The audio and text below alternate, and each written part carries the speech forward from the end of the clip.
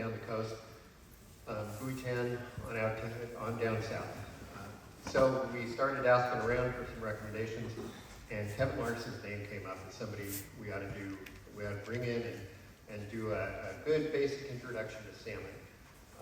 And I know for me, I've been fishing salmon now for 20, 30 years, but out of the Equin only for about the last 10 years. And it seems like things kind of shift and change from year to year a little bit, and I have to remind myself, go back to the basics every so often, and we figure it out. So we talked to Kevin and wanted to get a good understanding and help you guys be successful out there. Some of us, we get so we'll concentrate on some other species, we really get into halibut or tuna, and some years it's the salmon that you want to chase. So we're going to open it up to Kevin here and let him tell us what we need to know. And just thank you so much for volunteering to do this. Appreciate Absolutely. Thank you. Well, everybody, I'm Kevin Larson. I've been a guide now for 11 years. Started in 2016, but I grew up on the Alsea River. A lot of you folks probably know that area very well. Jones fished that quite a bit. My grandfather and my dad taught me how to fish out of a 13.6 Boston whaler. We fished Diamond Lake growing up. We fished trout weekends down there, camping out with family.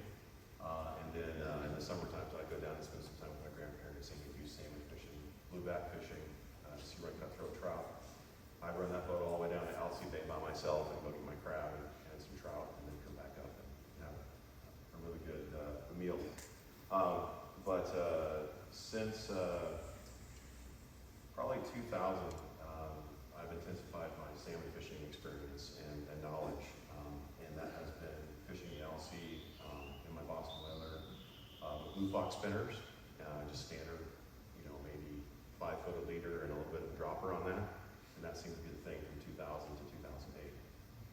After my dad passed, we started doing more trips on the jaws of the Alsea. We started fishing in the Halem, jaws of the Halem River, and then Buoy 10 more so in the summertime. And so essentially I'll share what's worked for me. I'm not saying that everything I'm talking about is what you should be doing, but these are things that work for me and what I'm catching fish with. So you probably saw my boat. It's a 30-foot sled in here. It's a center console with all the Garmin electronics. So born and raised in Oregon, 4 years of fishing Oregon rivers, lakes, Pacific Ocean, licensed guide since 2016, and I run about 70 to 80 trips per year. Sorry about that. Active in supporting Northwest Steelheaders, CCA, Ocean, and local boosters. I do a lot of auction trips as well for local school districts in the Portland area and the coast. So there's our boat. It's a great boat. So we're crossing the bar in Columbia. This thing can get us in trouble and out of trouble very quickly. It's been known to outperform a lot of boats out there, and a lot of folks are like anti-open boats, but I don't go out in the ocean unless it's safe, it's calm conditions. There's been times where we've had on the return trip, we've gotten a little bit sloppy, so every time you go to an open boat, even if you have a hardtop boat, you want to make sure you have your rain gear with you. Don't come with shorts and flip-flops because you're going to get wet. We've got lots of customers do that. Okay, why salmon matters? It's Oregon. That's one of our staples for, at least since I've been, around, as far as something that we can go and catch. And you can't buy the quality of fish that we have here in the store. A lot of it's shipped out of state, and the quality's here. And the more capabilities you have to catch your own fish, or the more quality you're going to get, and your family's going to be very happy to have that in the freezer, especially during the winter time. Validated economy ecosystem, we support sustainable fisheries, future generations. I think every single guide should be promoting and making sure that the fisheries are sustainable and doing their part to help out when they can. We have harvesting regulations and sustainable fisheries for all, and nothing better than catching some of your best quality fish in the fall and tasting some salmon on your own and fill your freezer each day.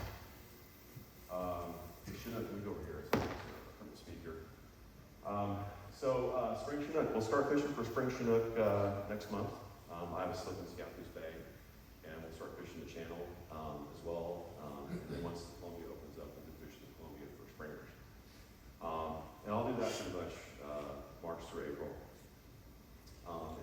once we don't have the season set yet for this year, but they usually come out in April and May for Buoy and coastal breakdowns. So for Columbia River, it's summer, it's June through August. It's usually around June 26th is when Astoria opens, and the same for Newport. So we'll do some trips out of Newport, Tillamook, and Astoria. And then the fall fishery, once Buoy ends, that's usually the second weekend of after Labor Day. We'll fish out of Scappoose Bay for that fishery until it closes on the 15th. And then my plan is to move down to Newport the 15th through the 30th for the non-selected that's going to be available this year. Last year it was awesome. Getting out in the ocean with, being able to catch two native hatchery coho was awesome. And it was very quick. You go out there, what you found them, you were done within a half an hour to an hour of fishing out there. If the ocean was long, we would have needed Twin River for our coho and our Chinook as well. So for the coho's strong runs, I think the estimate this year is 700,000 fish, which is great for the central area and for the return on Columbia. June through August, hatchery coho out of Astoria and Newport. June through August, fall non-select, Cape Falcon to do humbug. It's going to be usually September 1st through the 30th. Catch and keep 2 coho per day. And then basically the theme is match tackle and timing to the run type. So when I start fishing for coho in the ocean, I'm using triangles. I'm using triangles with a 16-ounce lead, with an AK spinner, Pro Escobedo. It's got the VIP products here. It's a single aught hook with a spinner and a hoochie, and you just put a chunk of herring on there, and that is probably the most productive coho rig that I have out there. There's also Pro Trolls, and there's 360s to use for that as well. So this is the bulletin that comes out. So I guess show of hands, how many people have their own boats and they're already salmon fishing against? So a lot of folks here, so maybe half or so. And so this, for those that don't know, this is the bulletin that comes out every year in April. And it breaks down the Astoria fishery from Ledbetter Point to Cape Falcon, and then Cape Falcon to Humbug Mountain. So basically I am Newport to Astoria, and then below Ledbetter Point. And so we start fishing out there in Newport for halibut in May and June. And so I'll run trips. If the salmon fishing's good, we've got our limit of halibut, or we've got our limit of rockfish and lingcod, we'll start salmon fishing as well, which is great because we can have those opportunities to get as much as possible when we're out there. But usually we're finishing up between 4 and 5, and I try to get my clients back to the dock before 5 o'clock before we're ready to get your fish filleted so they're not going home. Sometimes they're there till 9 o'clock at night filleting tuna. The tuna fishing comes around too. So if you know Brenda and Christine, they work a lot of hours there in Newport. They do a lot of good stuff for us. They're very helpful. So make sure you tip them well next time you see them. So gear setup, trolling with flashers. So basically, I'll show you all the setup that I use for everything, but it's essentially Pro-Troll flasher. We have the short bus flashers, the 260s, and the triangles, inline triangles for Yakima bait. Ken Vellante with Coldwater Strong. I stopped by his booth before he leave today and show him some love. His product is amazing. So all my bumpers that I use are that there's a 125-pound finesse and a 200-pound finesse. Those bumpers are great for having in the boat. So basically, if somebody gets their gear tangled up, I've got one on the Ready 5. I can re-gear and get everybody back in the water as quick as possible. Was fishing with 6 clients and 6 people, you're gonna have tangles left and right with fish going all over the place. And you gotta have your gear all organized and ready to go to re-rig and get out there. So when you're out there, we'll talk about bar crossing safety as well. But once you get out to a good condition and a good tide series, it does seem for salmon, it's always first light, first bite, or hour before, hour after high or low slack. So those are the best times for those fish bites to occur. When you're in the ocean, you want to start finding the rip lines. And in Astoria, it's easy to find the rip lines because you can see the fleet in the distances. Everything off Astoria is close to shore. So you should be able to find out or see the fleet and go follow them and kind of find the tracks and everything. The ocean's big, but in Newport, everyone talks to each other on Channel 7 and 8. You really have, if you have a good network and everything, having Channel 7 is essential for success. So focus on current seams, clarity of the water. For coho, they're going to be between the surface, literally on the surface, down to about 50 feet. So when I start fishing my crew, let's say we're heading out of Astoria, I'll say, okay, those front rods on the bows go 15 feet, middle rods go 20 feet, back rods go 25 feet. And usually within the first few minutes, we're on, we got a fish on, sometimes 2 or 3, and coho fishing is complete chaos. Every now and then we'll get a Chinook on a 15-pound line or a 15-foot line on the line counter. But it's basically, if you're not getting bit, take the back rods, put them down 35, 45, start staging them a little bit deeper and see what the fish are down there. I don't have live scope in my boat yet. A lot of guys are encouraging me to go that path, but I'm kind of hesitant because it's a lot of money to do that. And I usually end up with my limits, and I'm usually back one of the first guys back at the dock with limits. So I'm having a hard time justifying the cost of that. But with that live scope, you can actually see what depth they're at. Lawrence has a product, and so does Garmin for that. Chinook, we've caught Chinook at 15 feet of line counters out of Astoria. And then there's been times where I've just dropped down some deer out of Newport and down to 200 feet, and we've got nice pictures of 35 pounders down there. Out of the rock pile in Newport, a lot of guys use downriggers. I just have found that if I just go a little slow and drop little back rods down in the deep, we can see Chinook in that area too, in the rock pile. In Astoria, I'm sure you guys have fished up there as well. Long Beach is also known for having a lot of Chinook that are staging before they're heading to the Columbia. And that's usually from the cell phone towers all the way up to the condos. So that's been a very productive fishery as well.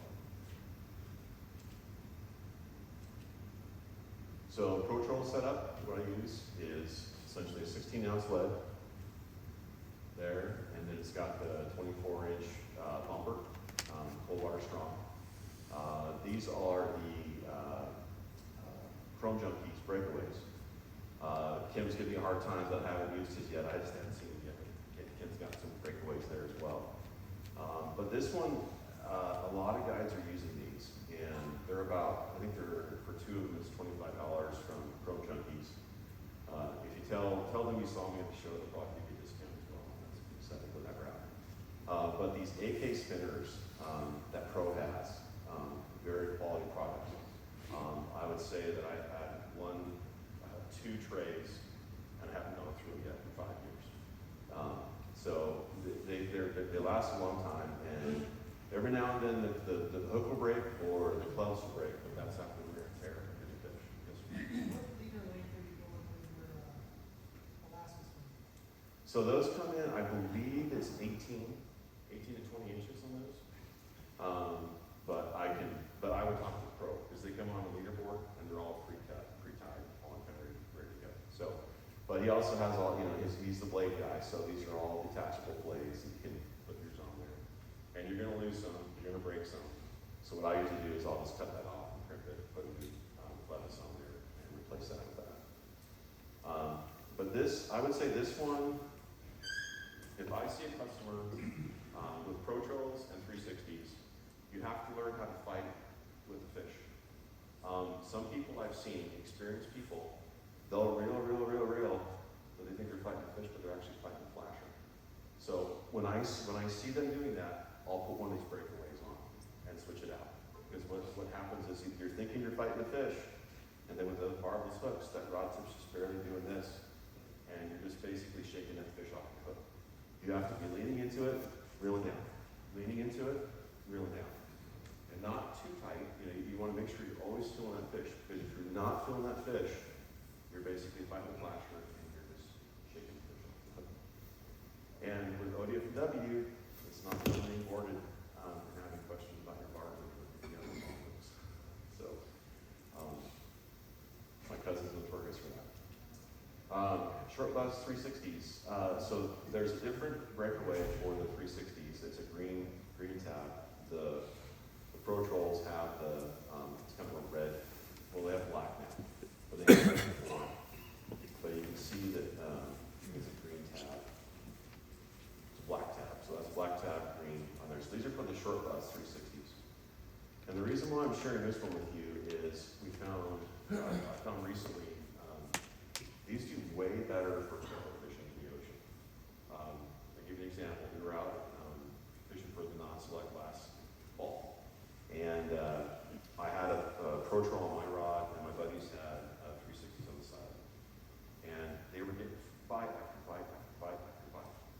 We had the same gear, same tuna packs, super base minis, skinny minis, but these 360s patrolling in the ocean with these was way more productive.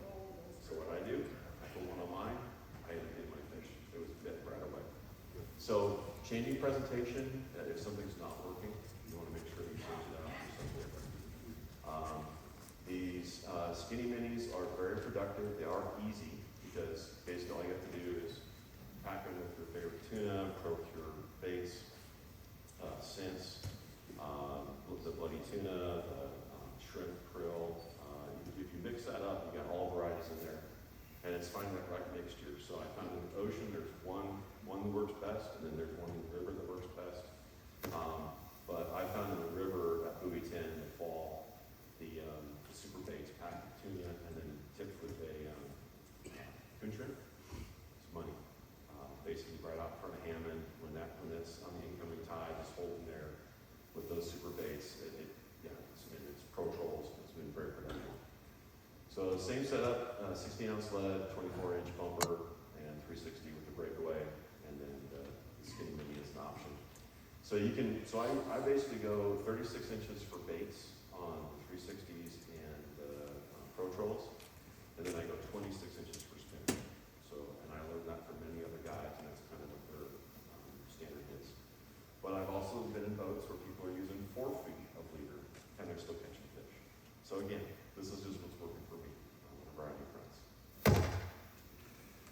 So for standard coho fishing starting in June or July, this is my standard setup. A lot of customers out in the ocean for coho, I have a lot of first timers on my boat.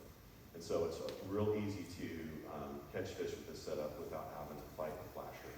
And the coho love this setup. I mean, it's basically 15, 20, 25 feet separation with 6 rods in the water, and this has been a very effective setup. You're running 36-inch leaders on that? On this one here, it's whatever the AKs are here. But yes, I'll do 36 inches for I'll use spin fish, super baits, skinny minis, but if it's a spinner, 26 inches. So whatever, I'll have to measure what Pro does for these, but I think it's between 26 and 30 inches on this bag here. Why lead is so special? Divers for me, I don't know, my customers just don't do well with them. They just don't fish well. And when they're, I like the line straight down. When the divers are on and you're in a current, sometimes they'll go this way, sometimes they'll go that way. So like when we're fishing deep water, like 50 feet or going down deeper, you've got one rod up top on the front of the boat that's like 15 feet going to climb, then you've got the one deep, or if you have a diver in the bow that's going over here, I've had tangles underneath the boat. And so I try and stay consistent. But I completely understand that question because I have a lot of customers that complain about the heaviness of the gear and the heaviness of the lead. But it's all up to them. So I have a lot of repeat customers, and they really know what they're doing as far as fishing. But the newer people, I think using divers is helpful. But I just consistently can see less tangles in my boat with 6 people just using lead. If I had a hard top boat with 4 rods out the back, I probably would use more divers for that purpose. So because of the number of people and the tangles I've had, I try to stick with lead.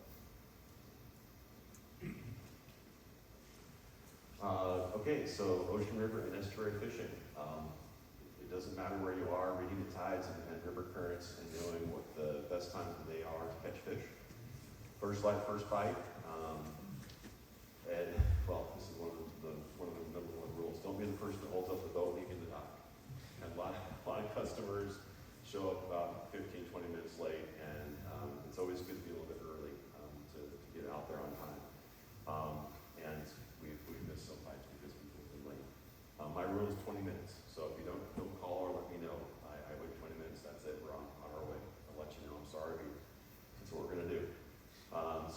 before, 1 hour after high or low slack.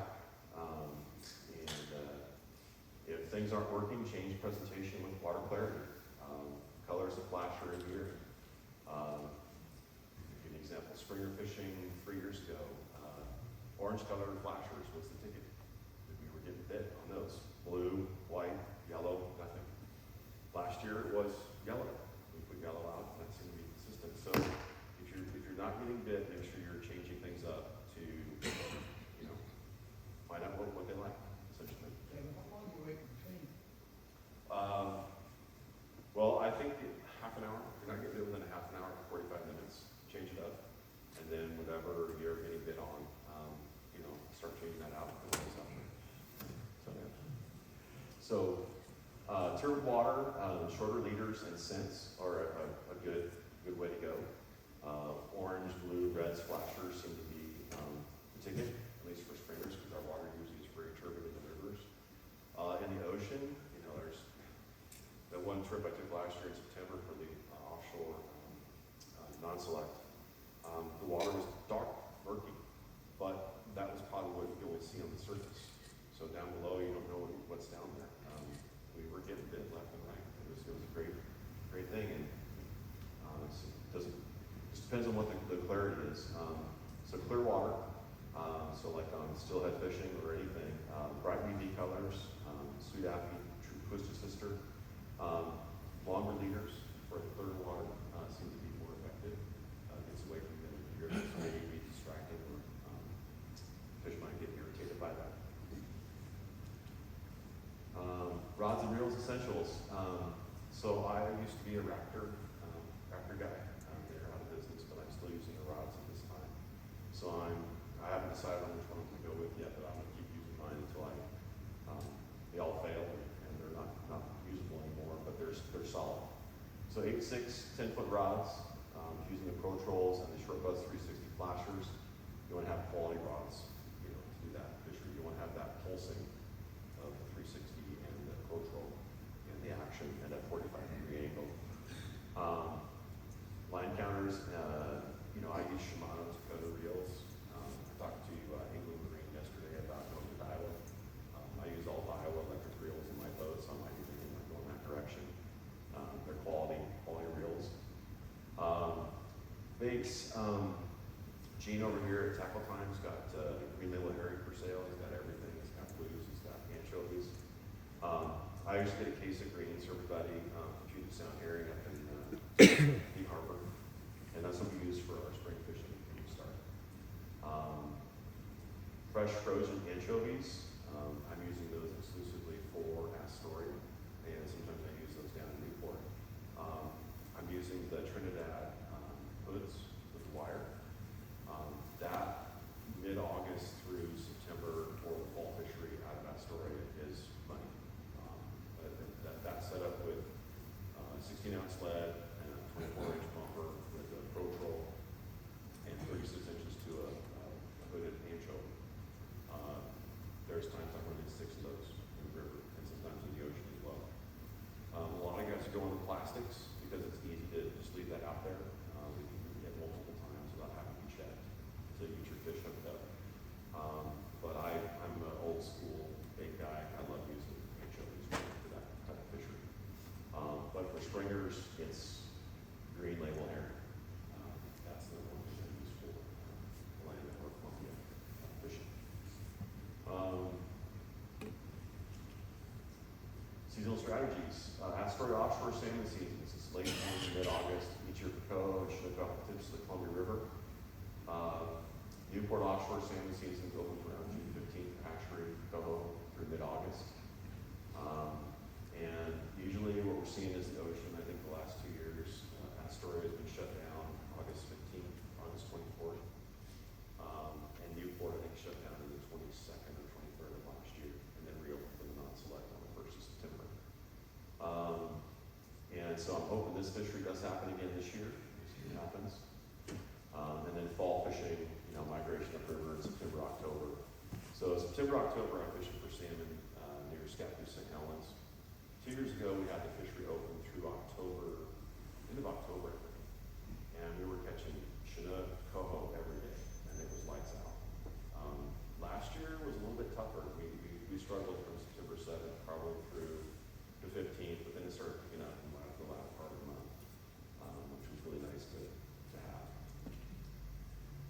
So common mistakes and how to avoid them.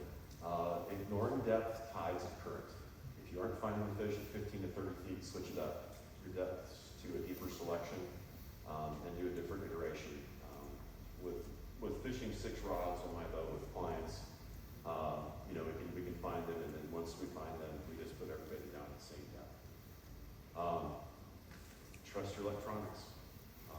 When you see fish on your screen, don't listen to your buddy and come over to a different area. Just keep fishing that area. I've had many situations at the weekend. A lot of people say, well, I don't want to fish the weekend. It's too crowded. It's a big area. You can move to different locations. You can find the right tide series, the right location. I'll give you a classic example. It was 4 years ago. I had a high school friend. He brought his entire family out, 6 people. They'd never done it before. Our first fish, all 6 rods got tangled up. That fish tangled everything. It took me an hour to get everybody's steer back in the water. So I said, okay guys, let's go ahead and reel up and everything. And basically we were below the washing side of the bridge. And essentially I said, okay, let's reel up, let's go somewhere else because there were just boats everywhere. So we went on the Oregon side where I've had a lot of success near the 22 camp. There's nobody there. We start trolling on downstream troll. We had 6 teams in the boat within an hour. And we were done for the day. So you don't have to be in certain areas with all the other boats because you're competing against everybody else that's out there. So don't be afraid to move to a location and try something different. You're not going to get it.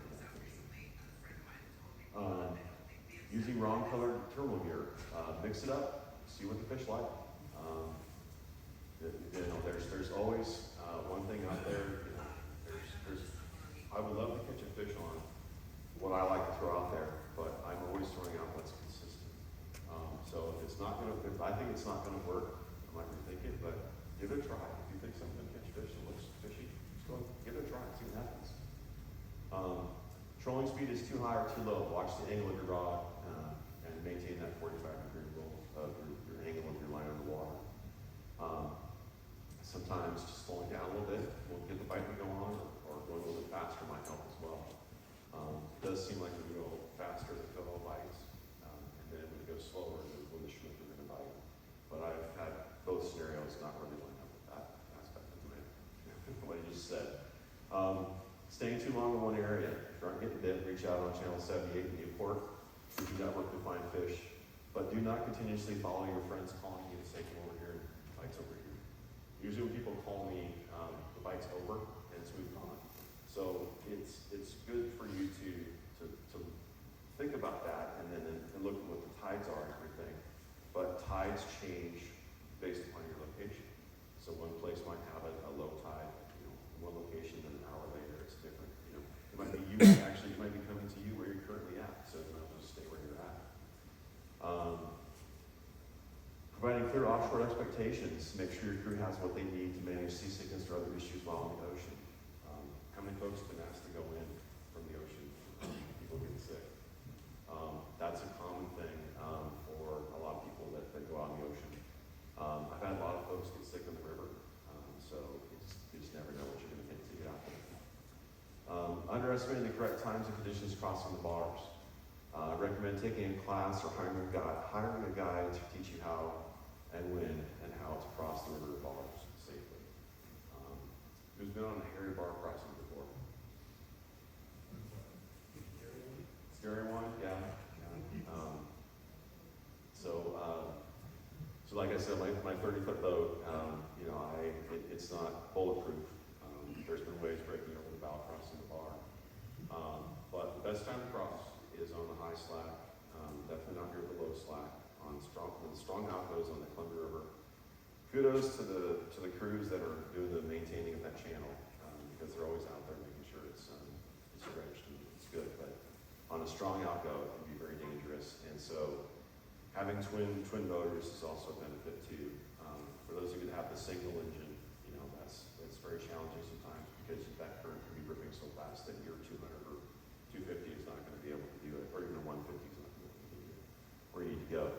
So you want to make sure you have contingency on that going out there. Always wear your life jackets crossing the bar. So a lot of times, the last 5 years or so, the Coast Guard hasn't got the report correct out of Astoria. So we'll go on the radio and we'll say, hey, it's not 5 foot at whatever. We'll say it's probably we'll let people know, and we've done a better job of making sure people are safe. And we're reporting what we actually see on the water. And if they say it's unrestricted, we try and recommend that they restrict it, because it's just not safe. A lot of stories with bad outcomes up there that could have been prevented, and we're always watching out for the same thing out of report and other reports.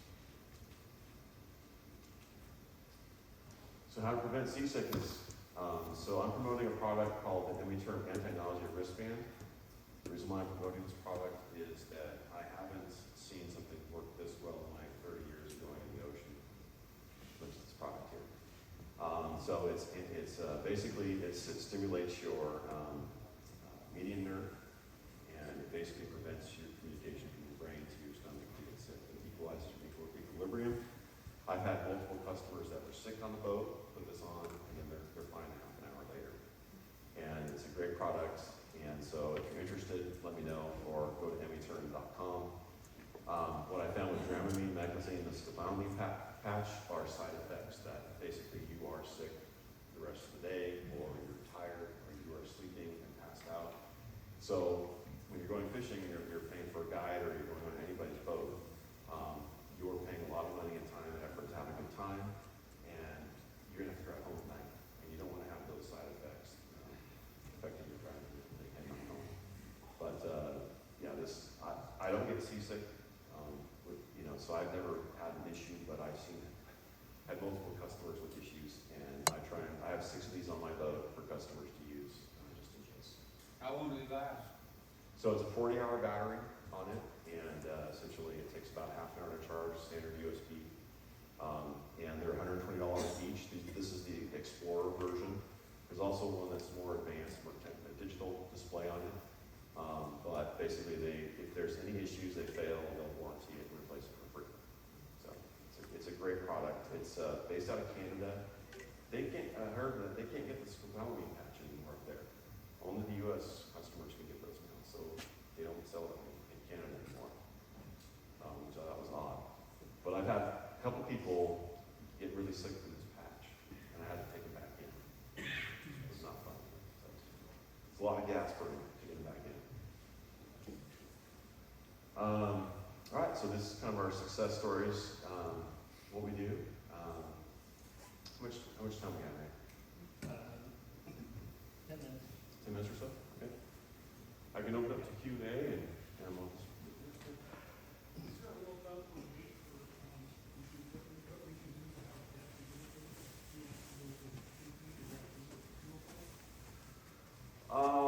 For the gear. Yeah, see if we can use plaster and use in different places. How much weight for depth do you get? No, I think with the range of 0 to 50 feet, I think for us going with 1.5 to 2 miles per hour on the boat, and that creates the 45-degree angle with gear. So some guys will run 20 ounce on the front of their boats, and then 16s in the middle and 16s in the back. That's what I do. So it gets those front rods a little deeper in case we have to spread them out more. But I've got a big boat, and so we have that ability to do that. But the lead weight, I would say, it depends upon, like if I'm fishing the channel for springers in the Multnomah Channel, I think I'll use 10 or 12 ounces. So it does seem like with the current and everything going a little bit deeper, beyond that 10 foot depth in the channel, we're doing 30 feet to 50 feet, we're using heavier weights. So the fishing, Same thing, the 16 ounces, 20 to 16 ounces, 20 in the front to get that deeper, and then 16 ounces in the back. How come you don't use downriggers like out by the rock pile where you want to do it? Because I'm not fishing that deep. So yeah, I'm not getting all the way down there I don't have downriggers on my boat, but I have been able to get leads down there. So I have halibut leads as well.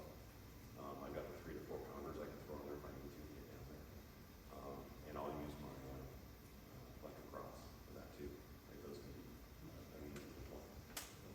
see, even in horse, you have down the wall and gear, like that over and over that way, the lead. Yes, just because having just one tray of the lead is probably ideal.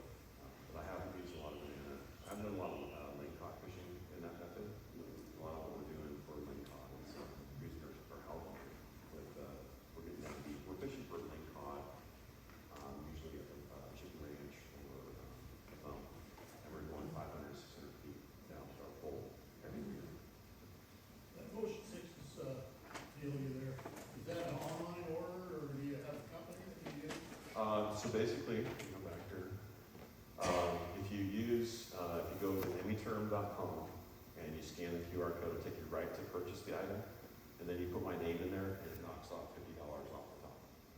So there's a discount if you decide to purchase through that.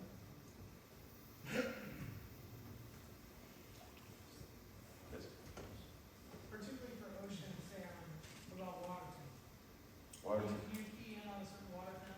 Yes. So the Columbia varies between 64 and 48 degrees when we're down for the weekend. And so those coho, I would say the best bite occurs between 50, 57, 59 degrees. Now, right at the mouth of the river, sometimes it's mixing, it's between 63 and 64 degrees. The river is usually 68 in the summertime, so that it's just right off that, right on, I would say the Chinook is the best time, is between 63 and 64 degrees. But again, we've caught fish in all temperatures, and it's a matter of what pods are there and what the clarity of the water is as well. We've been out at the canyon fishing for coho, crystal clear water, and those fish are on the surface. You know, there's been a lot of times where we're just literally, you just drop the line on the water and they're just right there. We've limited out within seconds, minutes, when there's a pod on the surface like that. But yeah, so the coho, I've seen notice the same thing out of Newport, between 57 and 58 degrees, that's the temperature that you want to kind of target for this coho fish. And again, it just depends on where they're at, where they're feeding, what they're feeding on. Do you use the 24-inch bumper for everything? For the triangles, I'm using 18 inches. So the 24 inches is kind of the standard one to use for the Pro Trolls and the 360s. And then Oregon Lure, they're here today, this weekend. They showed me their product, and I'm going to go try those out too. They've got a chamber in the front of those where you can put your tuna scent in the holder, and it acts just like a Pro Troll for 360. And they're 3D printed. It's a really kind of a cool product. I'm going to give those a try. Jason Alfie says they work really well for seeing as well. That's on the bumper? It's actually on the flasher. So they've got a chamber built in here with a little cap on it, so you can stuff it with tuna. And then you can actually have different settings on these. You can put clip it on different locations, and basically you would one spin like this. It's that product right there. Stone's got it right here. Yeah, it's great. It's like a great option. So I'm going to give those a try this year. It's got a breakaway also. Yeah, it's got a breakaway. I have a question. Like it, or? No, I haven't used these yet, so this is the first time I've seen them. So they're more down in Newport as well with their boat. So Jason had a connection with them. They're next to my booth at the show. But yeah, there's always something new to try. It's like we can continue to spend money, right? Anything new. Yeah, anything new. Yeah, but Could you talk a little bit about maybe, I came in 10 minutes later, you might have about targeting Chinook over Coho in the ocean? yes. So it depends on where your location lies. So coho are going to be on the surface, 15 to 35 feet. So in both locations, in Newport and Astoria, where I fish mainly, we've had situations where we've hooked Chinook at 15 feet. But the story I didn't tell you, sorry, I forgot about this. Terrestrial electronics. So one year we're fishing in 2019 out of Newport, and my screen was just littered with, we're dropping crab pots in about 45 to 50 feet of water, and it was just full of fish. And I was like, oh, that's not, I just got the boat, just got the farming equipment. It's like, that can't be salmon, there's no way. So we drop the crab pots and we go out, and we're fishing, and I drop my line, my back rod down to 200 feet. We've got a 35-pound king doing that with a 20-ounce lead off the back. Worked out great. And then Damon Struble was out there, and a few other guys I was kind of networking with, and they weren't getting any fish as well. This was mid-September. And so it's like, let's go back to that spot where we were crabbing. Let's just give that a try. Within 30 minutes, we had at least 3 fish in the boat, 3 keepers, Chinook, 2 Chinook, and 1 coho. And so terrestrial electronics, but depth-wise for targeting, I would say Astoria in between near Long Beach, between 0 and 35 feet. There's a stretch right there. Those Chinook like to lay in right there. great place to target the fish early on for that fishery. But again, the coho are going to be out a little bit further. Our main thing is getting coho between June and August before it closes. And then the Chinook are going to be in the river. We mainly target Chinook in the river. We're targeting coho in the ocean. But if we get a bonus Chinook, it's great. If it's native, we can keep it. If it's hatchery, we can keep that as well. But if we go on the river, it's closed for native Chinook, so we have to run all the fish into the get processed. And if we want to continue fishing, we have to go back out in the river and fish that. So, but yeah, it all depends on the day. No, too much. When you said that you were down 200 feet, are you talking about on the line counter? Yeah, just drop it down. Yeah, if you're not getting bit on the surface for any sort of salmon, drop some lines down deep and see what happens. And you might be really surprised at what's down there. Any more questions?